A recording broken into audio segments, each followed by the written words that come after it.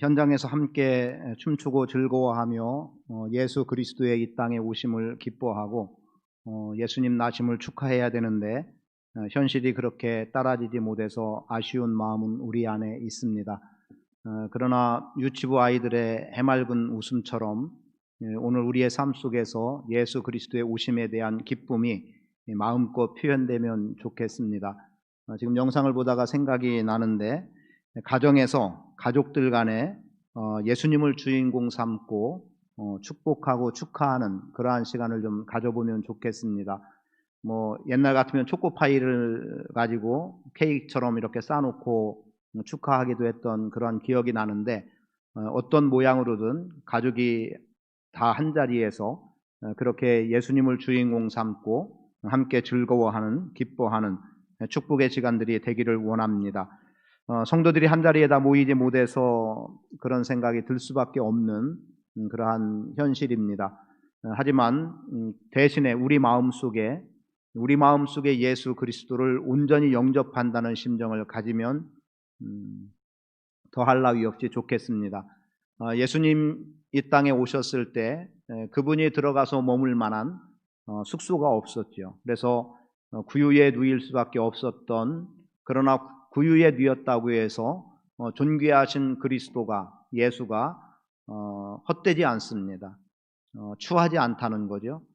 오히려 더 거기에서 영광스러움이 빛나고, 또 그곳에 주님 나심을 기뻐하며 동참했던 많은 무리들을 통해서 얼마든지 주님이 이 땅에 오심은 열방을 향해서 선포될 수 있는 은혜가 주어졌습니다.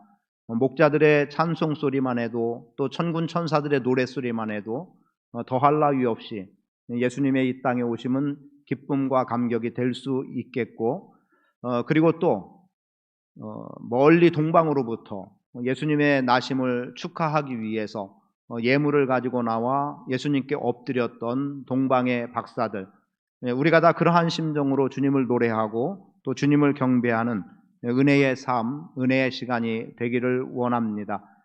그래서 구유에 누우셨던, 머물 곳이 없었다라고 한번 전제한다면 그 머물 곳을 우리의 마음으로 드리기를 원합니다. 우리의 마음을 좀 열어서 주님이 내 안에 들어오시도록 그렇게 역사되는 시간이 되기를 원합니다. 오늘 본문의 말씀은 이사야 6장 이하의 말씀에서 그 배경이 아주 잘 기록이 되어 있습니다. 유다의 12번째 왕인 아하스 때에 아람 왕 르신과 이스라엘 왕 베가가 예루살렘을 정복하기 위해서 좀 침략해 들어오게 될 때, 이 아하스 왕의 생각에 보면 예루살렘을 자기가 보호해 나가야 되고 우리의 성내를 안전하게 지켜나가야 되는데, 그런데 이스라엘이라고 하는 군대만으로도 벅찬 상황이 된 거예요. 그런데 더더군다나 이들이 아람과 함께 연합을 해서 침략해 들어올 때 도무지 이길 만한 계산이 나오지 않는 겁니다. 그래서 이 아하스 왕이 생각하기를, 내가 이웃의 강대한 나라를 의지해서 이 전쟁에 맞서보면 혹시 이기지 않겠느냐라는 생각을 하게 되고, 그래서 밖에서 도움을 청하기를 원하게 됩니다. 그때 이사야 선지자를 통해서 들려진 말씀은, 당신이 이러한 강대한 나라들, 즉 다른 데서 도움을 받으려고 하지 말고 하나님을 의지하십시오 라고 말하죠. 그러면서 성경은 이렇게 기록합니다. 너는 내 하나님 여호와께 한 징조를 구하되 깊은 데에서든지 높은 데에서든지 구하라, 이렇게 말씀했어요. 그러니까 지금 이 전쟁에 승리를 주실 수 있는 분은 하나님이라는 건데, 그런데 이 아하스 왕은 그 하나님을 의지하지 않고 밖에서 도움을 요청하려고 했습니다.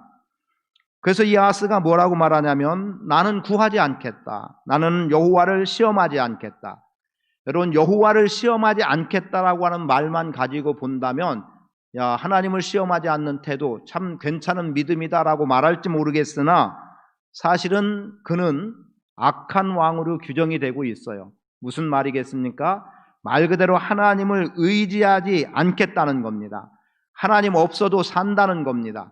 그리고 지금까지 하나님을 섬기지 않고 이방신들을 섬기고 하나님을 떠난 악한 왕으로 왔기 때문에 하나님을 찾을 만한 아무런 이유가 없었어요. 사실은 이것이 기회거든요. 연합군이 우리를 공격해 올 때 나의 도움이 어디에 있을까를 생각해 보면서 그동안은 내가 하나님을 의지하지 않아서 어려움을 겪었다 손 치더라도 이제 하나님을 의지하면 그분의 손이 나를 도와주실 것이라고 하는 분명한 믿음과 확신이 있으면 하나님을 찾고 구하게 되는 것 아니겠어요? 그렇다고 하면 이 위기는 하나님을 찾을 수 있는 기회가 되는 건데 아하스 왕은 이 기회를 버려버리고 있더라는 거죠. 그때 이사야 선지자가 말합니다. 주께서 친히 징조로 너희에게 주실 것이라. 보라, 처녀가 잉태하여 아들을 낳을 것이요 그의 이름을 임마누엘이라 하리라. 이사야 7장 14절의 말씀이 여기서 나오고 있습니다. 그리고 이 말씀에 대한 응답으로 9장 6절에서 무엇라고 말씀하고 있냐면 한 아들이 우리에게 낳고, 누가 난 거예요? 지금으로 우리가 이해하는 바는 예수 그리스도의 탄생이지만 당시에는 누구냐면 히스기야 왕으로 보는 경우도 있어요. 왜냐하면 그의 아들 히스기야가 종교개혁을 일으켜 나가기도 하고 또는 이사야 선지자의 아들을 낳는 내용으로도 보기도 합니다. 어찌됐든 분명한 것은 누군가가 이 땅에 태어남으로 인해서 어찌 되는 거예요? 평강의 왕으로 이 땅에 자리하게 된다는 분명한 선언을 해주고 있는 거죠. 그래서 그의 이름을 기묘자라 모사라 전능하신 하나님이라 영존하시는 아버지라 평강의 왕이시라 이렇게 할 거라고 말하고 있는 겁니다. 그러면 이 징조는 무엇을 의미하겠습니까? 승리를 의미하는 거예요. 왜 승리를 의미할까요? 지금 우리가 연합군에 의해서 위기 속에 있을 때 한 징조를 구하라고 했고 이 징조가 우리 안에 나타난다는 것은 곧 우리 안에 승리가 주어진다는 약속인 거예요. 그런데 지금 아하스 왕은 그리하지 않겠다고 하고 있지만 하나님은 어떻게 하고 계세요? 그 징조를 이루어 주시는 겁니다. 그래서 구원이라고 하는 놀라운 은혜 또는 전쟁으로 말하면 승리라고 하는 엄청난 결과를 그들에게 주시고 계신다는 거죠. 그래서 강함을 의지하려고 했던 아하스에게 하나님께 구하라고 말하고 있고 구하지 않는다 하더라도 하나님은 징조를 주심으로 인해서 유다를 살려나가는 은혜를 허락해 주는 겁니다.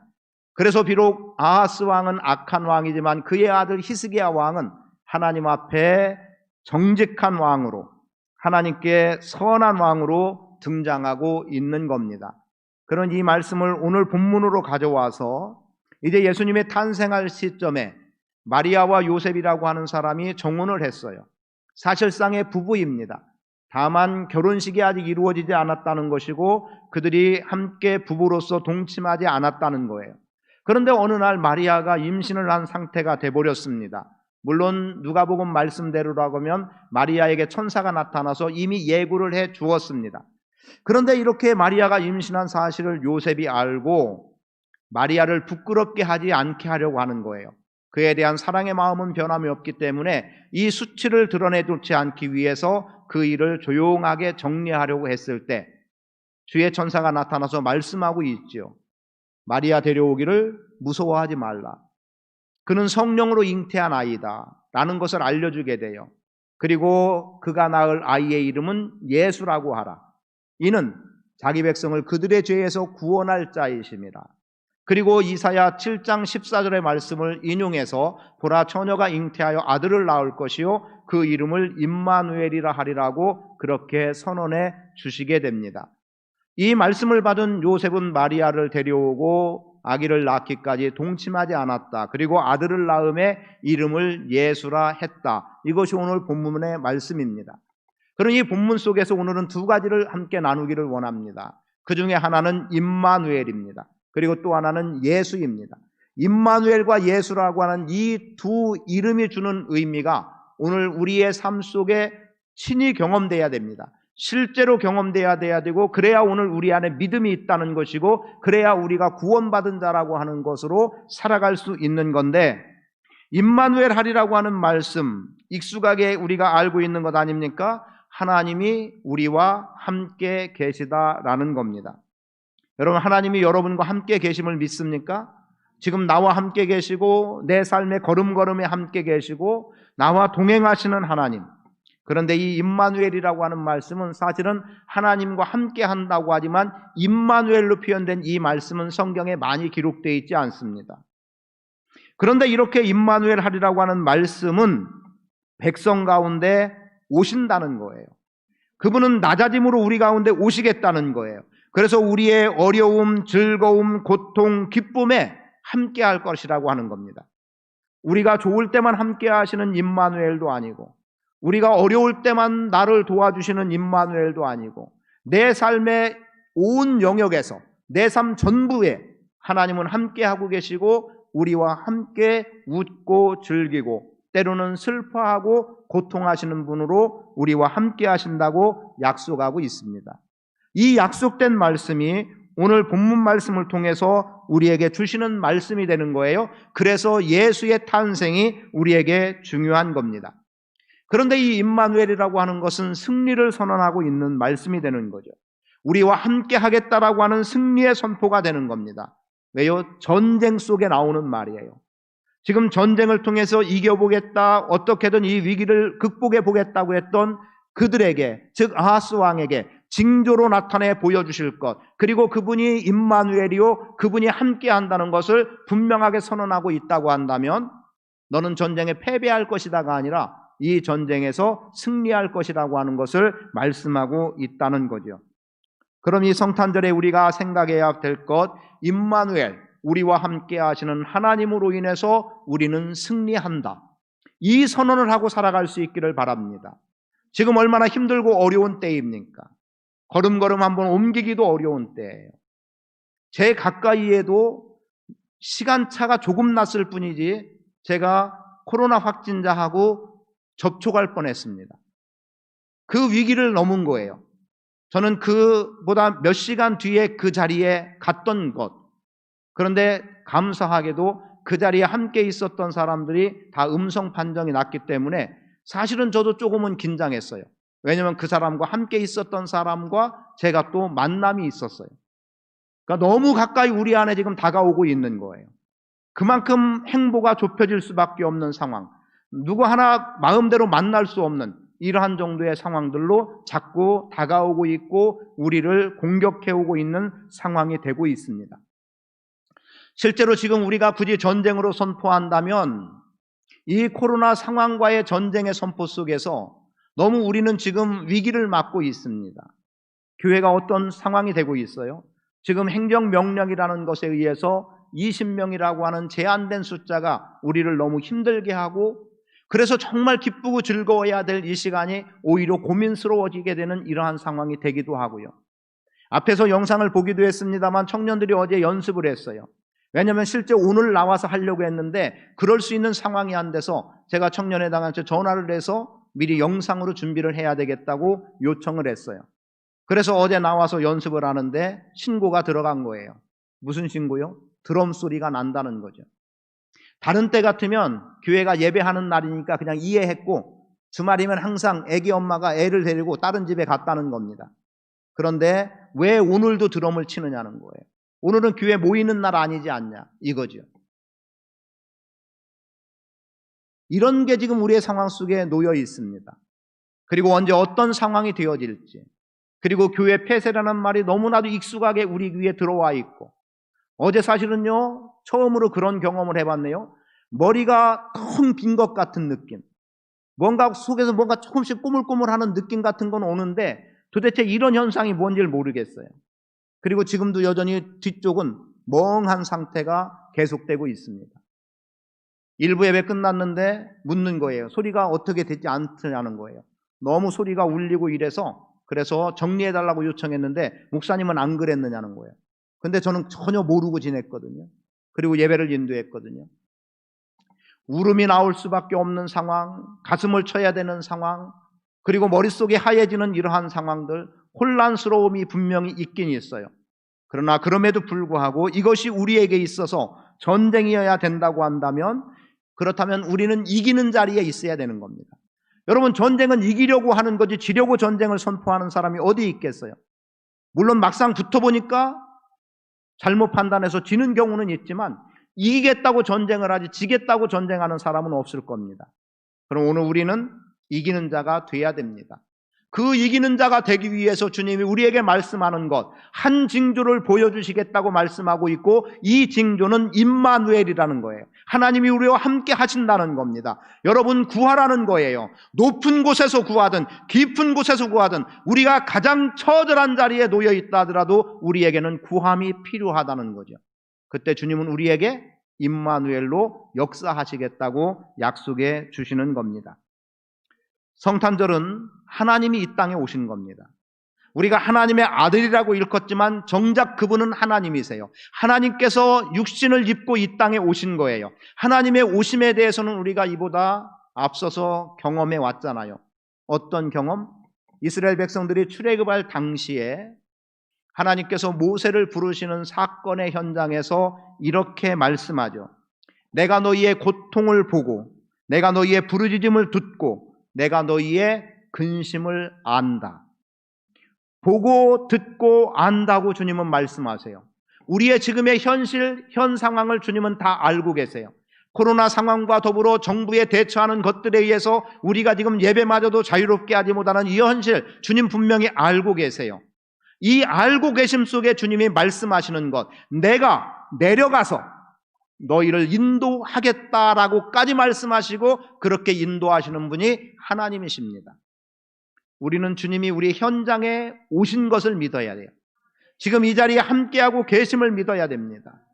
아기 예수로 오셨다고 표현하고 있는 이 성탄절에 우리의 승리자 되시는 예수 그리스도는 임마누엘 하신 거예요.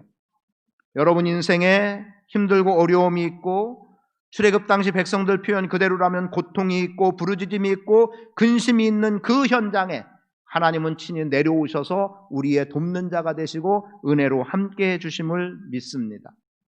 주님의 함께하심, 이것이 성탄절이에요. 주님이 당신의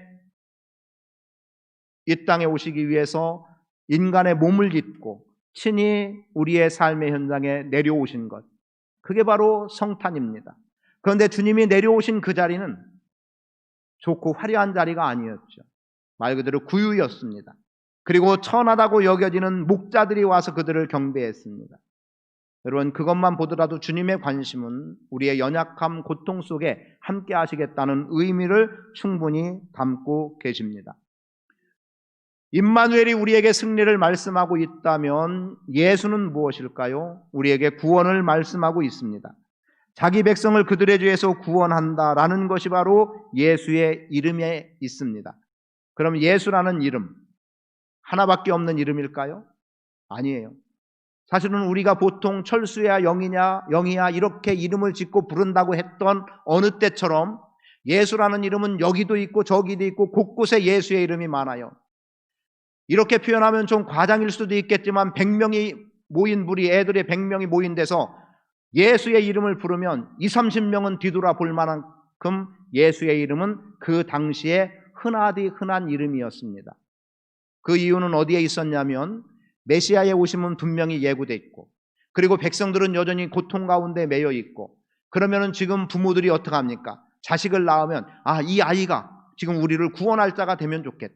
우리를 자유롭게 해줄 자가 됐으면 좋겠다. 우리에게 해방이 됐으면 좋겠다. 그래서 그 이름을 자기 자식에게 붙인 거예요. 그러니까 이 집도 예수, 저 집도 예수, 앞집, 뒷집 어찌 보면 다 예수예요. 그런데 왜 하나님은 또 하나의 예수를 거기다가 꽂아 놓았을까요? 왜 그 이름으로 수많은 예수라는 아이들 속에다가 또 하나의 예수를 거기다 심어놔야만 되느냐는 거죠. 이유가 뭘 것 같습니까? 우리가 믿는 바 예수의 이름은 존귀한 이름입니다. 그러나 그렇게 누구에게라도 붙여지는 평범한 이름의 아들로 예수님이 오신 것은 그들과 함께 한다는 겁니다.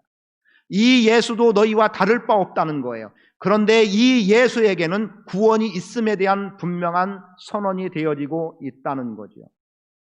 그 이름 흔한데 믿을 이유가 뭐가 있느냐는 거죠. 내가 예수를 믿어서 될 게 뭐가 있느냐는 거예요. 그런데 그 하찮으리만큼 많은 그 이름 앞에 진정한 예수가 담겨 있는 거예요. 여러분, 예수가 보배인 이유가 뭐겠습니까? 수많은 것들이 쌓여있는 그 속에 오직 한 분, 이 이름의 예수만이, 이 예수만이 우리의 구원이 되는 겁니다.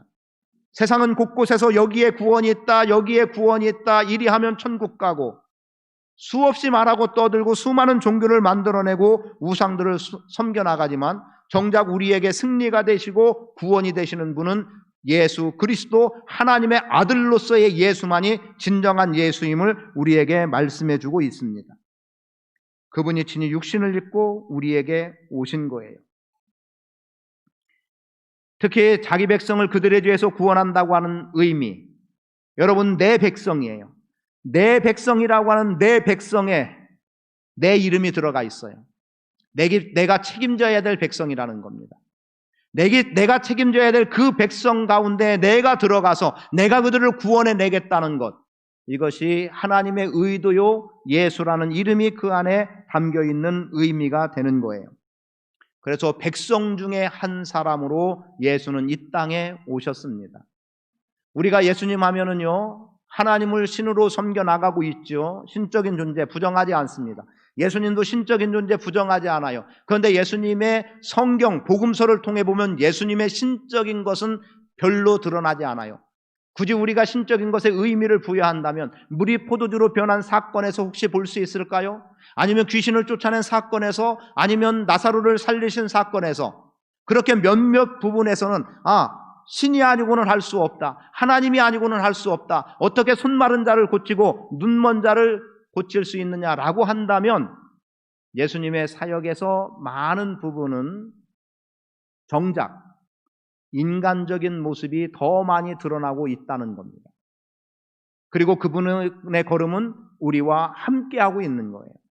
그분은 유능하니까, 그분은 대단하니까, 그분의 이름이 존귀하니까 저 멀리 있어야 될 존재가 아니라 우리의 삶의 현장 그대로의 내 곁에 나와 함께라고 하는 임마누엘로 예수는 존재하시고, 임마누엘의 하나님이 구원이라고 하는 예수로 우리와 동등한 자리에 오셨음을 말해주고 있습니다. 평범하게 부를 예수, 오늘 주님은 우리로 하여금 그 이름을 부르게 하셨습니다. 그리고 그 이름을 부르는 자에게는 구원이라고 하는 놀라운 하나님의 은혜를 허락해 주셨습니다. 예수님은 우리의 삶의 현장으로 들어오신 거예요. 우리의 이름 안으로 들어오신 거예요. 너나 할 것 없이 예수라고 하는 그 이름 안에 들어오셔서 그분은 진정한 구원자 예수가 되신 겁니다. 오늘 성탄은 오늘 그러한 주님을 만나야 됩니다. 아까 영상 오늘 사실 처음 봤어요. 어젯밤에 준비했던 것들이기 때문에 처음 보게 됐는데, 내용 중에 내 편한 대로 예수를 믿겠다고 예수의 이것저것 걸어놓고 마치 우상을 섬기듯이, 그걸 의미한 거 맞는지 모르겠어요. 제가 그냥 보기는 그런 것 같은데, 그렇게 본다면 우리는 예수님을 내 좋은 방식으로 해석하고 이해하고가 아니라 하나님이 우리에게 보내주신 그대로를 믿고 따를 수 있어야 합니다. 우리의 삶으로 들어오신 예수님을 영접하십시오. 여러분, 예수님은 하나님과 당신의 백성들을 잇는 다리의 역할을 하신 거예요. 연결고리가 되신 거예요. 오늘 예수 그리스도를 우리가 온전하게 영접한다면 그것은 곧 하나님과 하나됨이 되는 겁니다. 그리고 예수의 이름을 말했으니까 예수의 이름으로 행할 것 두 가지만 말씀을 드릴게요. 그 중에 하나는 예수의 이름은 우리로 하여금 구하는 자에게 응답해 주신다는 겁니다. 그래서 뭐라고 말하죠? 내 이름으로 라고 말씀하세요. 예수님은 내 이름으로 구하라는 겁니다. 예수의 이름으로 기도하면 예수님은 응답의 역사를 이루도록 역사하시는 분입니다. 예수의 이름으로 기도하면 하나님은 응답해 주시는 거예요. 예수의 이름으로 기도하면 성령님이 임하시는 거예요. 그래서 동시에 예수의 이름은 성령입니다. 그래서 요한복음 14장에서는 이렇게 말씀하죠. 내 이름으로 보내실 보혜사 성령. 여러분, 예수님이 말씀하신 거예요. 내 이름으로, 예수의 이름으로 성령을 보내주시겠다고 말씀했어요. 그리고 그 이름이 우리를 가르치겠다고 말씀하고 있습니다. 여러분, 예수의 이름으로 하나님께 기도하고 예수의 이름으로 보혜사 성령을 간구하시면 성령께서 여러분 안에 역사하시고, 그래서 여러분의 인생을 승리로, 그리고 여러분의 인생을 구원으로 이끌어 주실 줄 믿습니다. 예수 그리스도의 나심은 하나님의 이 땅에 오심입니다. 그분은 절망 가운데 희망을 안겨주셨습니다.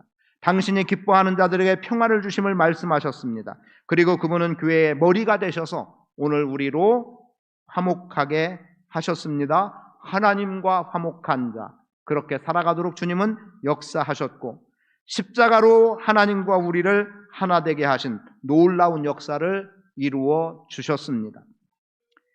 창조 때에 무에서 유가 창조됐다면, 그리고 어둠에서 빛이 나왔다면, 구원이라고 하는 문제는 죄인이 의인이 되는 것이고 사망에서 생명으로 옮겨지는 겁니다.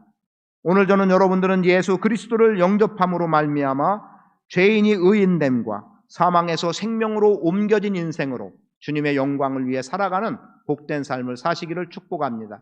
그래서 이번 성탄절이 조금은 마음 아픈 가운데 이루어지고 있지만 진정 내 마음속에 예수가 영접되어서, 그래서 그분의 오신 목적이 우리 가운데 임마누엘로 승리자 되시고 예수로 구원자 되신 은혜가 우리 각자의 인생 속에 펼쳐지기를 축복합니다. 찬송가 122장 하나님께 올려드리며 봉헌하겠습니다.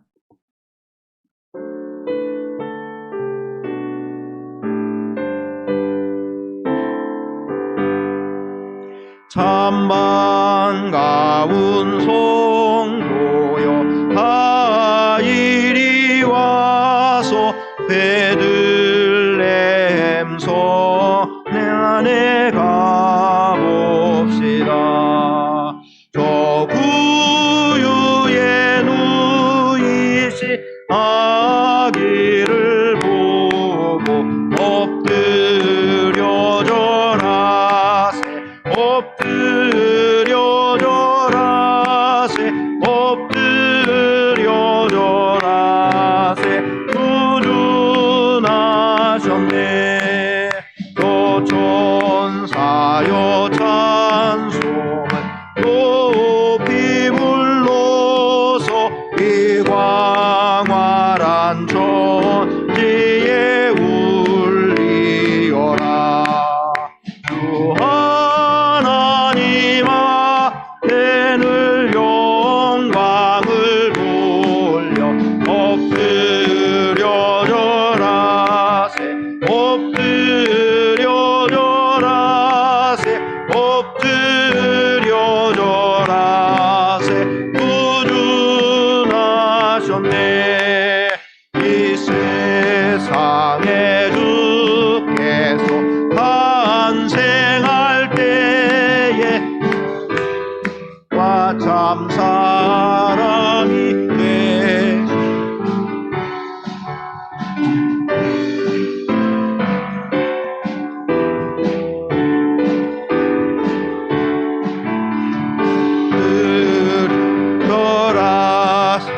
엎드려 절하세, 엎드려 절하세. 구주나 여호와의 말씀이, 여호와의 말씀이 육신을 입어 날 구원할 구주가 되셨구나. 늘 감사한 찬송을 주 앞에 드려 엎드려 절하세, 엎드려 절하세, 엎드려 절하세. 구주나셨네. 아멘. 이 땅의 구원을 위하여 구주로 오신 주님을 찬양합니다. 성탄 감사 예물 하나님께 올려드립니다. 신실하신 아버지 하나님, 우리를 구원하시기 위해 독생자 예수 그리스도를 이 땅에 태어나게 하시고 또 우리 안에 구원의 은혜를 허락하셔서 믿음으로 구원받게 하시고 하나님의 영광을 위해 살아갈 수 있도록 함께 하시니 감사를 드립니다. 예수 그리스도의 십자가에 못 박혀 죽으심은, 또 그분의 부활하심은 우리로 하나님과 하나 되게 함이요 하나님의 영광 위에 살아갈 자로 세워주심입니다. 저희들 날마다 그리스도 예수 안에서 신실한 믿음으로 승리할 수 있도록 은혜로 충만케 하여 주옵소서. 귀한 예물 드립니다. 받아주시고 이 예물이 하나님 영광 위에 귀히 쓰임받게 하시고 주님 나라 영광 위에 헌신하며 살아가는 복된 성도들 되게 하옵소서. 예물 드렸사오니 받아주시고 아버지 하나님 나라 확장되는 일에 쓰임받는 예물 되게 하셔서 영혼 구원의 열매가 맺혀지게 하시고 주의 백성들이 이 땅에 가득 차도록 주님께서 역사해 주옵소서. 또 드린 손길 위에 만배로 갚아 채워주시고 넘치는 은혜로 살아가도록 도와주옵소서. 예수 그리스도의 이름으로 축복하며 기도합니다. 아멘. 하나님께 영광의 박수 올려드립니다.